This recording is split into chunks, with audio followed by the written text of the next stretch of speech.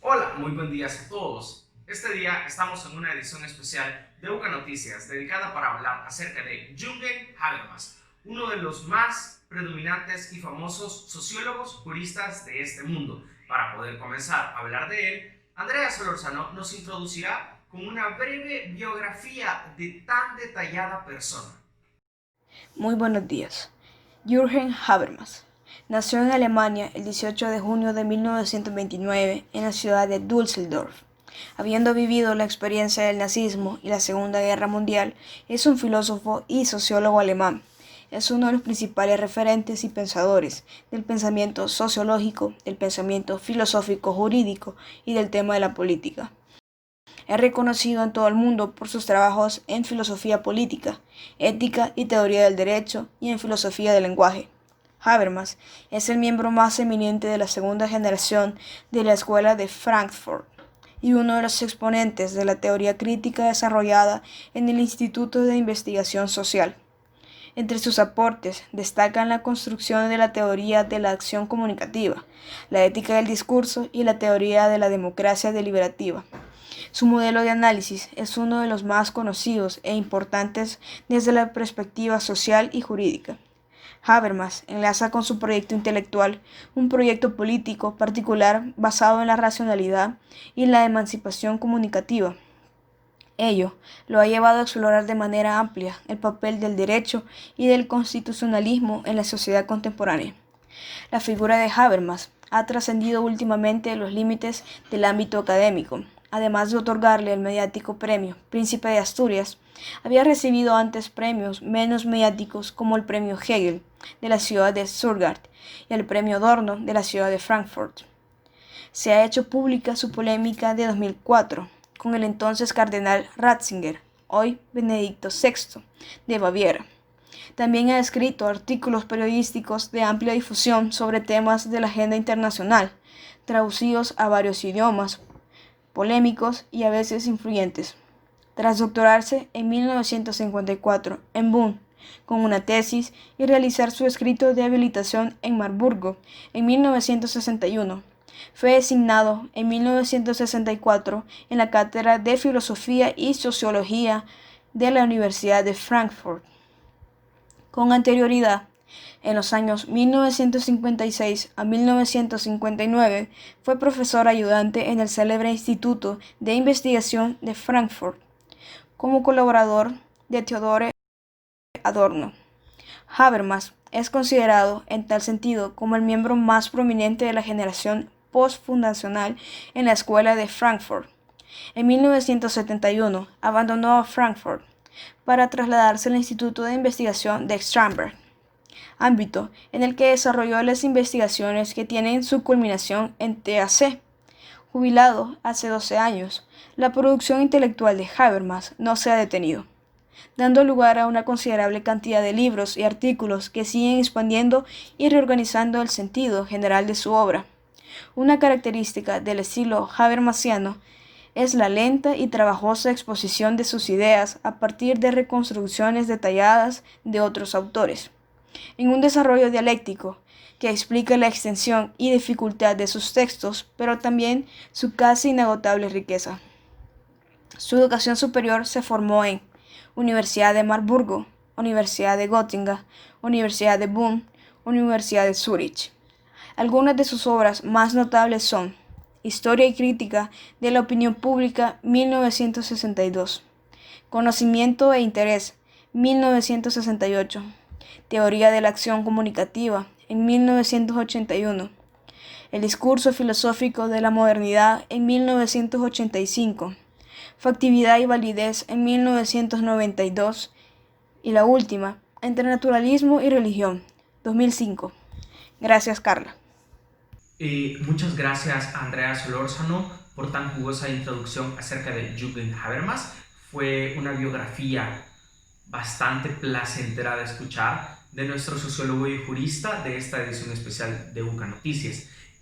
Podemos proceder al siguiente tema, que sería la acción comunicativa de Jürgen Habermas. Esta se basa en el mundo de la vida o Die Lebenswelt. Y su antagonista principal es el sistema. El mundo de la vida es la realidad social que se rige bajo un racionalismo comunicativo que fundamentaría las bases de una democracia pura. Sin embargo, su antagonista se rige por un racionalismo instrumental.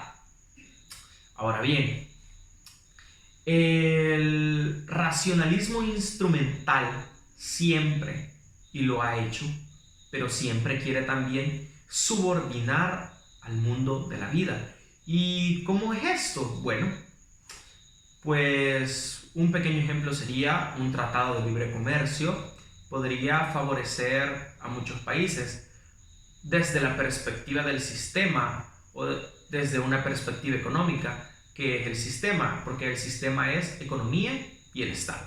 Bueno, pues este tratado de libre comercio podría permitir la entrada de un producto a un costo menor al que alguien que habita en el mundo de la vida lo produce por el doble de lo que ellos están cobrando. Por supuesto, las personas del mundo de la vida preferirían economizar, por lo cual pone en una situación desfavorable a las personas.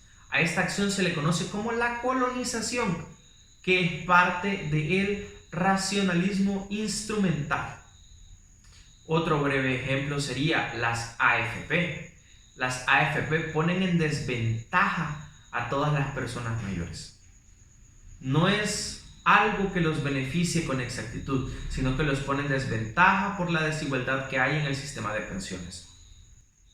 Bueno, terminando de hablar de esto, lo remito con mi compañera Carla para que puedan aprender un poco más de Habermas y el derecho, con la facticidad y la validez.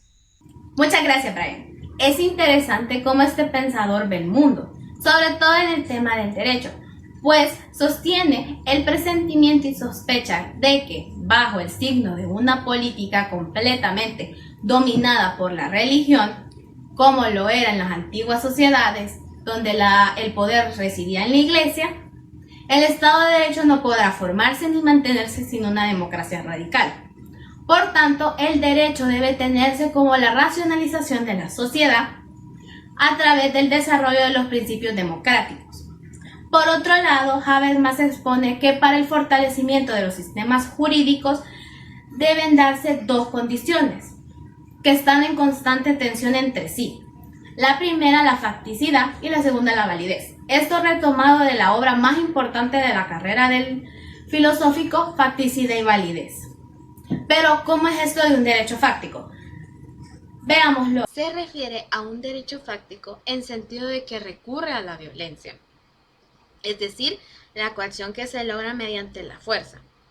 En esto se puede asociar con el hecho de que muchas veces las normas jurídicas sirven para amplificar o modular imperativos del sistema en el que se encuentran las sociedades modernas. Esto acorde de las necesidades de la economía o administración, que lo único que atienden es la reducción de la libertad y de los derechos fundamentales de la persona. Como podemos ver en esta imagen, son varios trabajando, pero estos no se involucran en el proceso ni nada. Y es porque ellos solo buscan a las personas que los lleven a su fin específico. Por otra parte, el derecho válido es definido como la fuerza vinculante de convicciones racionalmente motivadas. Centra en cierto procedimiento el origen de lo justo, de lo políticamente adecuado y de lo jurídicamente obligatorio, logrando así conducir adecuadamente las contradicciones del sistema. Para Habermas existen tres formas de que el derecho sea válido. La primera, una acción comunicativa entre el emisor y los destinatarios de la norma. Aquí es cuando se ha conversado con la sociedad y por tanto se ha llegado a un acuerdo. Es decir, en nuestro caso, que los diputados han hablado con el pueblo, han discutido, han mantenido el respeto a la democracia y a ciertas normas que el mismo Habermas interpone en su idea del discurso, para así poder llegar a un consenso y mantener los valores democráticos vivos, que es una idea fundamental que siempre destaca el autor. Como segunda forma, tenemos una acción comunicativa entre los diferentes grupos de representación que una sociedad compleja contemporánea ofrece. Aquí podemos clasificarlos en dos. Puede ser la sociedad civil y la sociedad política, siendo la sociedad civil el pueblo y la sociedad política los partidos o los representantes de cada país. En esto, la comunicación entre ambas sociedades se da gracias al sistema de representación indirecta, donde surgirán acuerdos o consensos relativos que recogidos en una norma se convierten en válidos y eficaces. Recordemos que si es producto de consensos o acuerdos entre ambas sociedades, entonces se puede decir que es una norma racional y válida en sentido democrático. Como tercera y última forma, tenemos que el individuo formado en los valores modernos y alejado de los planteamientos de la razón instrumental, se pregunta por la legitimidad de la norma ya existente, a través de la empatía, es decir, que siente el emisor, o sea, quien hizo la ley. De manera en que ese individuo apruebe la norma existente, se sentirá un autor racional de la misma, y de esa manera será legítima, válida y eficaz, pues cuenta con el consentimiento del destinatario. Es decir, que el derecho, en la medida que genere un eco en la racionalidad comunicativa del consenso y del lenguaje sobre la base del respeto de ciertas reglas democráticas, se va haciendo más válido en el sentido legítimo, justo, pues es producto de un consenso o discurso moral que nos mantiene solidarios entre todos. En síntesis, para evitar caer en la racionalidad instrumental, que solo busca un determinado fin que beneficia a una sola persona, debemos tomar como punto clave la democracia. Por tanto, el derecho debe tomarse desde la perspectiva de validez, basarse en ella, porque así se logran acuerdos, consensos o discursos morales que benefician a la sociedad civil y a la sociedad política. Si la ley logra esta función, podemos decir que es una ley racionalizada, pues es recta, justa, moral y a su vez válida. Informó para ustedes Carla Rosales. Vuelvo contigo al estudio, Brian. Bueno, muchas gracias, Carla. Y como pudieron observar, esa fue Carla cubriendo la nota. A continuación vamos con nuestra compañera Valeria a cubrir la conclusión de esta edición especial. Así que vamos con Valeria. Hablaré sobre una breve conclusión sobre el pensador Jürgen Habermas. Jürgen Habermas es uno de los principales referentes y pensadores de lo sociológico y filosófico jurídico, así como también del tema político. Habermas es uno de los pensadores que no solo visualiza una básica descripción de lo social. Él sí analiza este tema, pero no es su objetivo principal, ya que él ve más allá de lo social para tratar de imponer límites a lo que en los 70 se daba, que era el procedimiento violento de la instrumentalización del individuo. En 1981, crea una de sus principales obras, la cual es Teoría de la Acción Comunicativa.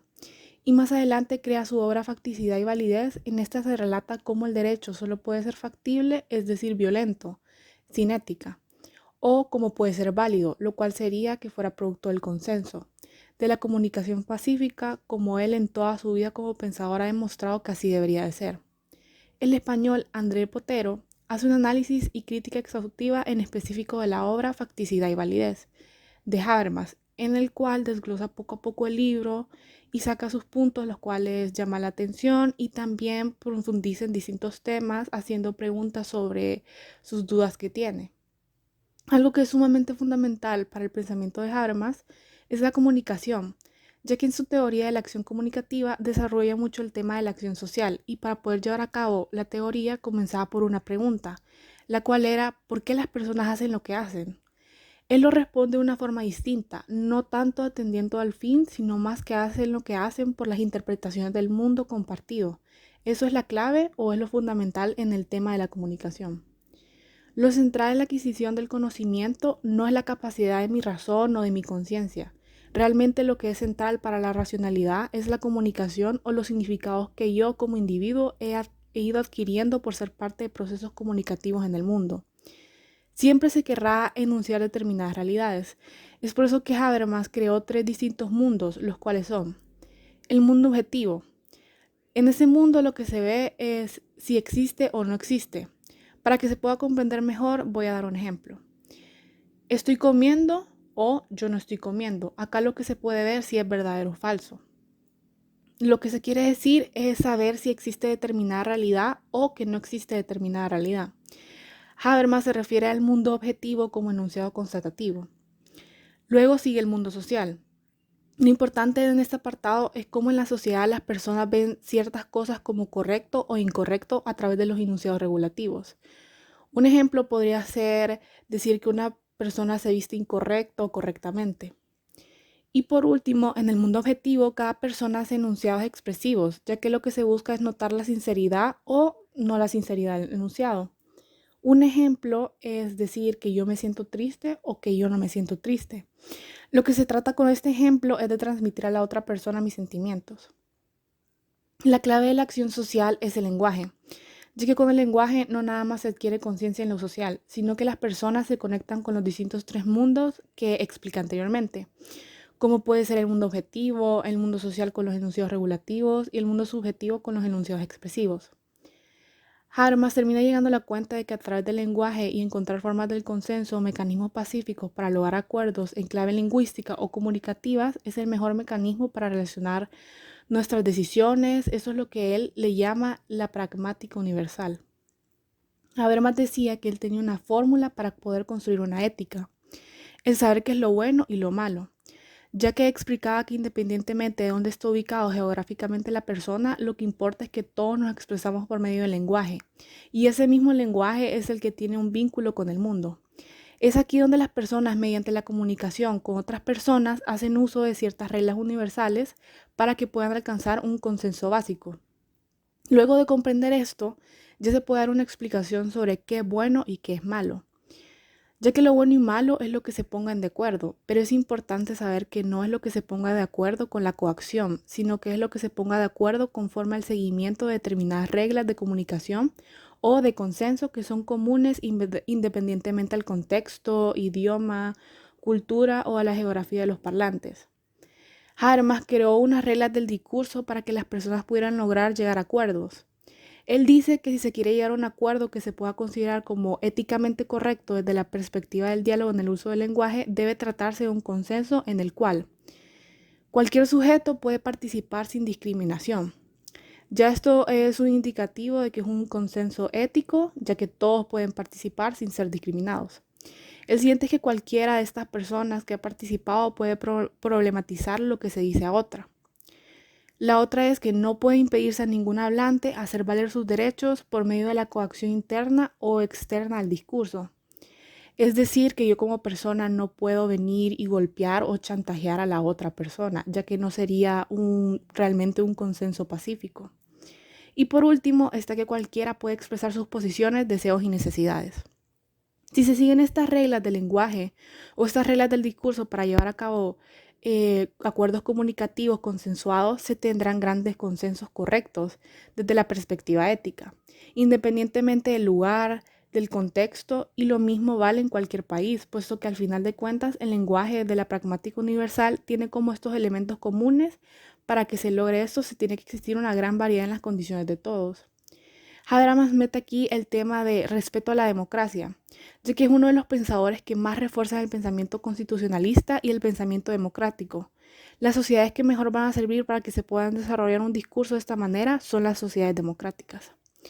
Con esto se puede decir que Jürgen Habermas es un pensador que siempre trata de ver más allá de lo que los demás ven, demostrándolo en sus distintas obras, y una de las más importantes que es su teoría de la acción social, la cual se hace una descripción de un mundo sin instrumentalización de la libertad y de las personas, solo lográndolo por medio de la comunicación y un consenso pacífico.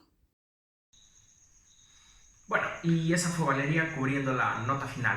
Espero que haya tenido un excelente día, y esta fue nuestra edición especial de Noticiero UCA sobre Jürgen Habermas. Que tenga un feliz día.